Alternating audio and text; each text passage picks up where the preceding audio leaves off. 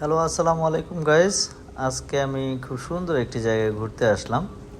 আজকে এই পড়ন্ত বিকেলে আমি এই জায়গাটায় আসলাম। জায়গাটা কিন্তু আমার পরিচিত, তারপরও অনেক দিন পরে আসলাম এই জায়গাটাতে। এটা হচ্ছে সন্ধ্যা নদী। ওই যে দেখা যাচ্ছে যে নদীটা, সেটা হচ্ছে সন্ধ্যা নদী।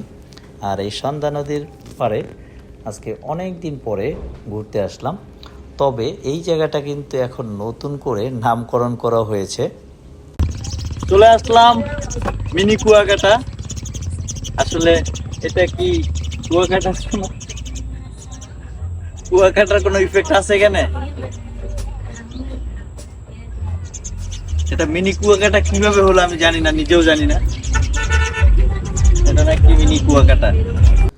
আসলে স্থানীয়দের মতে এই জায়গাটার নামকরণ করা হয়েছে মিনি কুয়াকাটা। বাট এই জায়গাটা সুন্দর করে কিছু রেস্টুরেন্ট, কিছু ডেকোরেশন করছে, কিছু জায়গাটা এত সুন্দরভাবে সাজিয়েছে যেটা দেখার মতো, খুব সুন্দর।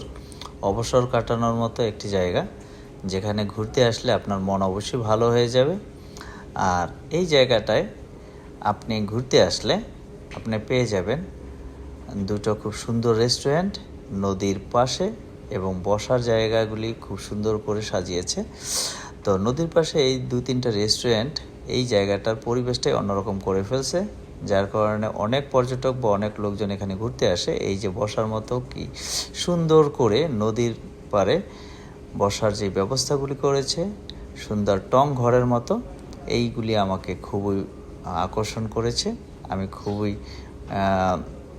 উৎফুল্ল বা আনন্দিত যে এত সুন্দর করে এই জায়গাটা এভাবে করে সাজিয়েছে। তো আমিও ভিতরে এসে বসে পড়লাম কিছু খাবারের অর্ডার দেওয়ার জন্য এবং কিছু খাবার টেস্ট করব, তাই এই জায়গাটাতে আমি এসে বসলাম। দেখতে দেখতে অনেক সন্ধ্যা নেমে আসলো। এখন যাওয়ার পালা। এখন চলে যাচ্ছি এখান থেকে। তবে সন্ধ্যার পরে কিন্তু এই জায়গাটা আরও সুন্দর লাগে।